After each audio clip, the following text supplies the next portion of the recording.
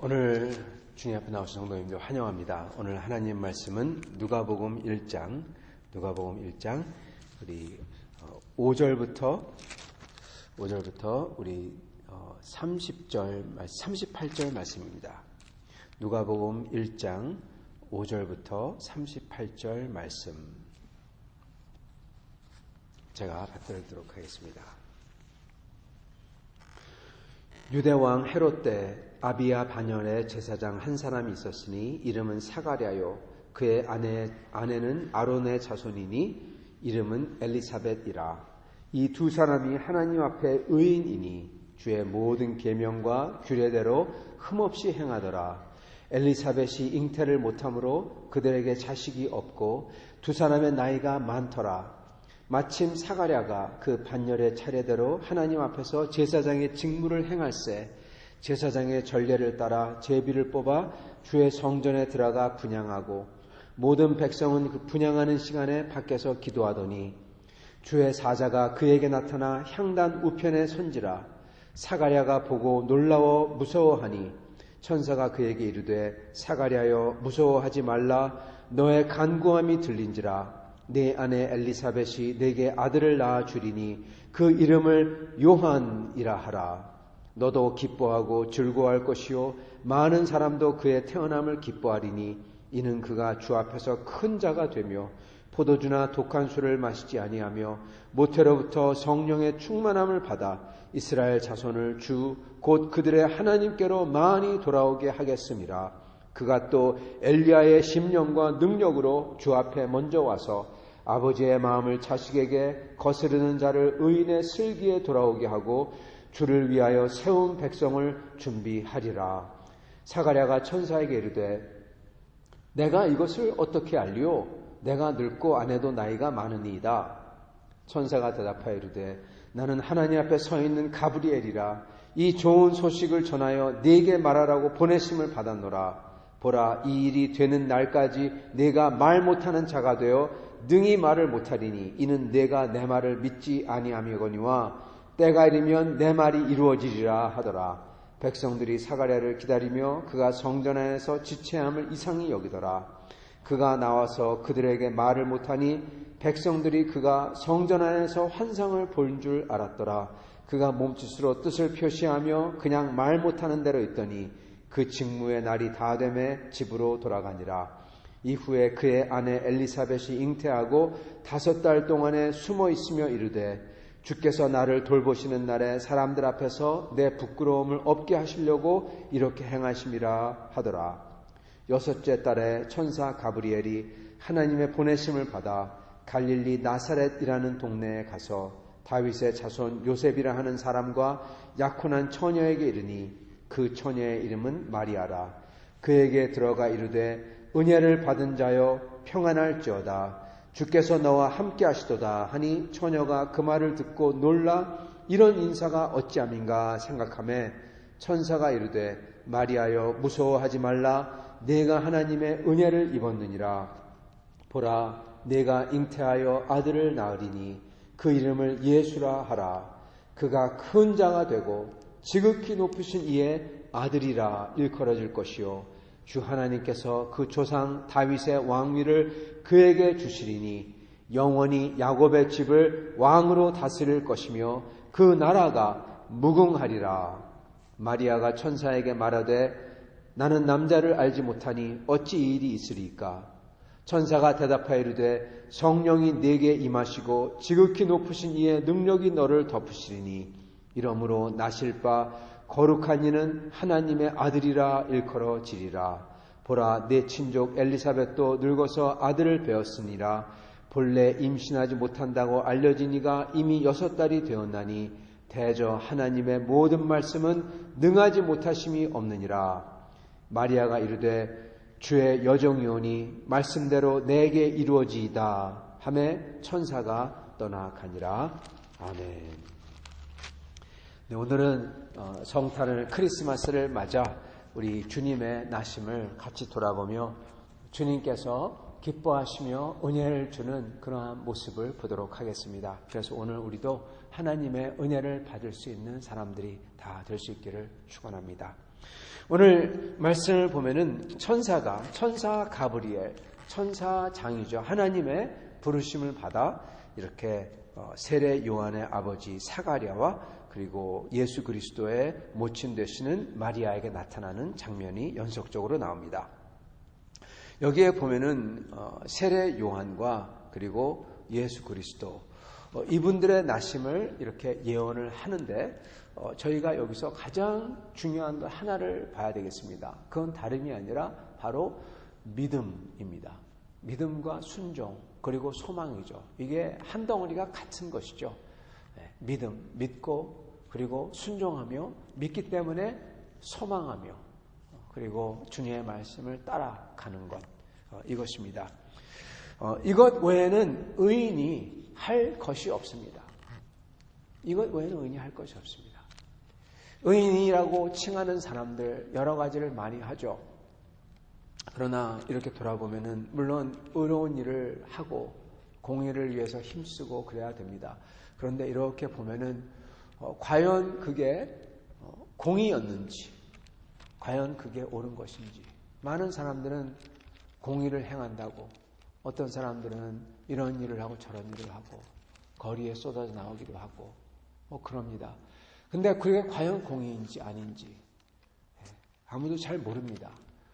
그리고 예를 들어서 독립운동을 한다고 사람을 죽이기도 하고 전쟁을 하기도 하고 그럽니다.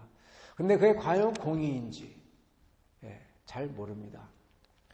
저희가 좋은 일을 한다고 여러 가지를 하지만 그게 죽음을 놔둔 온 인생은 다 죽습니다. 1살 때, 3살 때, 10살 때, 20살, 30살, 40살, 50살, 60살, 70살, 80살, 90살, 100살 때때마다 다 죽습니다. 오래 살아도 죽고 그리고 얼마 안 돼도 죽고 죽음이 바로 코앞에 달려있는 걸려있는 세상 앞에서 과연 무엇이 그토록 의를 행하는 것인지 그러한 행한 것이 과연 의미가 있는지 그러한 생각을 하곤 합니다. 이것은 제가 말하는 게 아니라 사실 C.S. 루이스가 얘기하는 것입니다. 온 세상에 유니버스가 있는데 이게 죽음을 앞둔 바로 둔 세상 앞에서 이게 무슨 의미가 있느냐. 그가 하나님을 믿지 않았을 때 얘기했다는 것입니다. 그렇게 얘기하고 다녔다는 것입니다. 근데 그게 크게 틀리지가 않습니다. 그런 상황에서 이렇게 누가복음의 이 상황, 예수님이 오실 당시의 그 상황은요, 마치 19세기 말, 20세기 초 열강들이 꿈틀거리며 전쟁하며 나라들이 나라를 뒤엎고 그 속에서 나라가 점령당하고 식민지가 되고 그랬던 상황이 비슷합니다. 그러한 정신없는 상황, 과연 누가 의이고 누가 악이고 누구는 독립운동을 한다고 젤러시죠. 열심파라고 하죠. 로마에 협조한 사람들을 죽이고 다니고 이스라엘 사람도 죽였어요. 열심파라고 하죠. 그런 사람들이 있었고 독립운동을 한다면서 어떤 사람들은 율법을 지켜야 된다고 하고 어떤 사람들은 성전 그럼 성전을 지켰고 예배 그러면서 사두개인들이죠. 어떤 사람들은 또 바리새인들처럼 어떤 사람들은 에센 사람처럼 저기 딴 데 가가지고 혼자 살면서 거룩하게 살겠다고 그러고 그게 과연 의냐? 여러분 그 당시만 해도 무엇이 의냐? 무엇이 하나님 말씀을 지키는 거냐? 우리 종교적으로 얘기하면 이 크리스천적으로 얘기하면 무엇이 종교적인 거냐 그거고 더 세상적으로 좀 더 이 실질적으로 얘기하자면은 무엇이 의냐? 이것 가지고 서로 싸우고 있었던 겁니다. 근데 전부 다 의가 아니다라는 게 하나님의 판결이에요. 그죠? 하나님의 판결입니다. 이 성전을 부셔버리십니다. 하나님이. 성전을 쪼개버리시고 커튼을 찢어버리시고 나중에 성전을 로마 군대에서 다 뽀개버리십니다. 이거 의 아니다. 율법 지키는 거 하나님께서 그들이 하나님의 아들을 못 박으십니다. 이거 의 아니다. 혼자 뚝 떨어져가지고 사는 것 이게 의다? 그거 의 아니다. 그들 다 로마 군인에서 다 살해당합니다. 다 죽임당합니다. 죽여버립니다. 다 의 아니다. 의가 무엇이냐? 여기에 나오는 의는 아브라함의 의요. 그리고 여기 나오는 의는 하나님의 의, 구원받는 사람의 의입니다. 그게 무엇이냐? 그것은 바로 믿음인 것입니다. 주님을 믿고 저희가 할 수 있는 의가 많지 않다는 것입니다.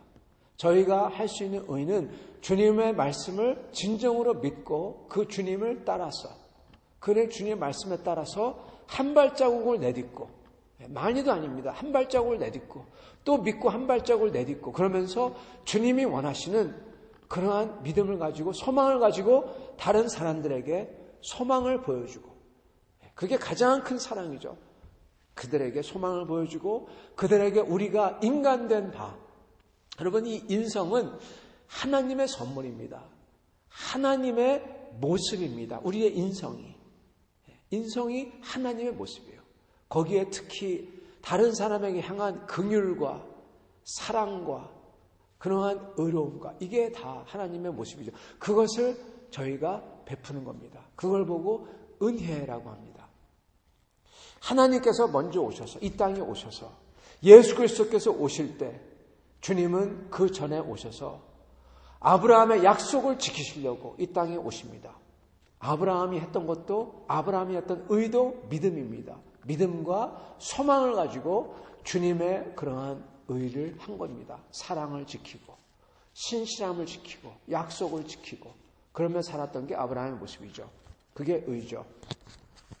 그러한 모습을 지녔던 아브라함 때문에 하나님께서 약속을 주시고 아브라함이 약속을 믿었기에 하나님도 약속을 지키시는 겁니다. 그 약속을 지키시기 위해서 이 땅에 오시는 거예요. 그러면서 먼저 예수 그리스도께서 오시기 전에 예수 그리스도의 오심을 선포할 왕이 올 때 왕 앞에 나가서 길을 만들라 그런 사람, 왕 앞에서 가서 길을 만들 사람, 그 사람을 먼저 하나님께서 가져오십니다. 그 이름은 요한이라고 하죠. 세례 요한. 그를 위해서 사가랴에게 나타납니다. 여러분 요한이라는 말의 의미는요 은혜입니다. 은혜, 하나님의 은혜. 그게 요한의 이름의 뜻이에요. 여호와의 하인, 은혜죠. 그 은혜를 주시려고 하나님께서 오셨다는 겁니다. 그런데 사가랴의 반응이 어떻게 얘기합니까? 사가랴가 내가 이것을 어떻게 알리요? 여러분 천사가 나타났어요. 두렵습니다. 우리가 말하는 천사라고 했을 때는 우리는 사람의 형상으로 생각하는데 구약에 나타난 천사들은 여러분 무시무시한 형상입니다. 어떤 천사마다 달라요. 에스겔에 나타난 천사는 눈을 가리고 발을 가리고 그리고 마차같이 정말 무시무시한 천사죠. 그리고 이사야에게 나타난 천사는 눈을 가리고 발을 가리고 날개로 나는 천사, 스랍들이고 그룹들이고 여기에 나오는 이 천사의 모습은 어떤지 모릅니다. 그러나 천사가 나타나서 이 스가랴에게 말을 하죠. 그 무시무시한 두려움 속에서 스가랴는 그렇다. 하나님이 너의 아내에게 아들을 주겠다. 그가 아버지의 마음을 자식에게 거스르는 자를 의인의 슬기에 돌아오게 하겠다. 예수 그리스도 하나님이 정육신에서 나타나기 전에 와서 사람들로 하여금 그분을 믿도록 회개하고 주님 앞에 나아가 마음이 부드럽게 되고 죄인의 마음 그리고 주님의 의를 갈망하는 마음이 되도록 만들 것이다. 그랬는데 이 사람이 하는 말이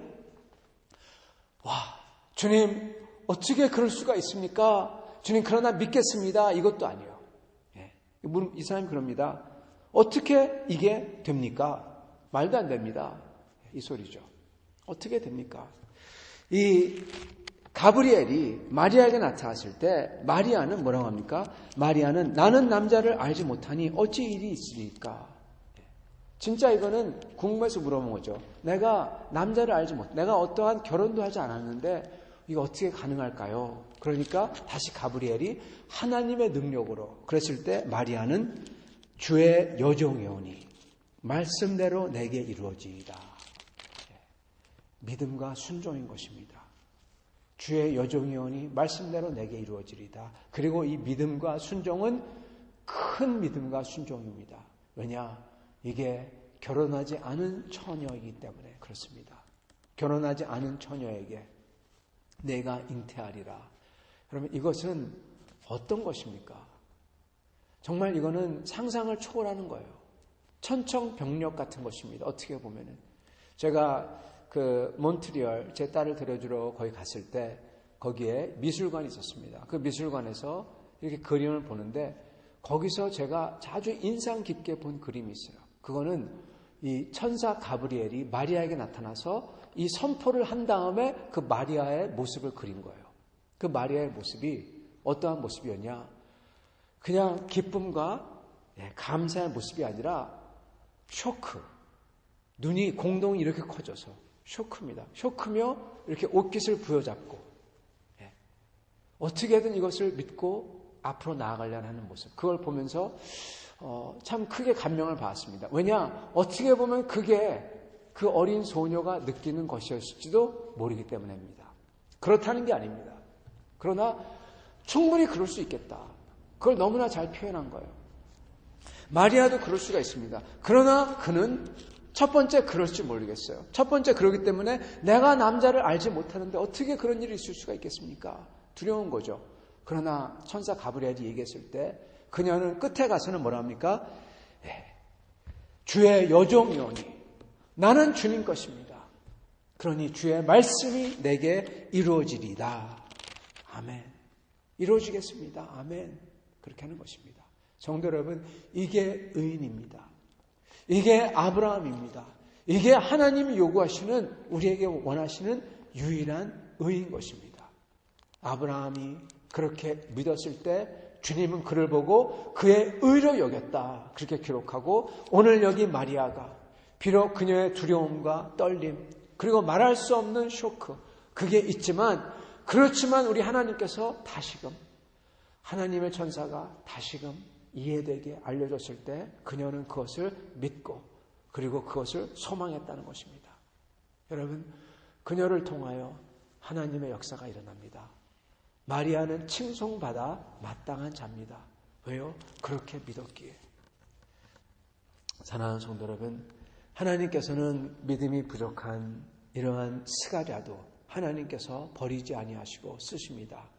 그가 그렇게 믿지 아니하고 도저히 못 믿겠다 그렇게 얘기했을 때도 하나님께서는 그에게 표적을 보이셔서 그로 하여금 나중에 하나님께 영광을 돌리도록 해주시죠.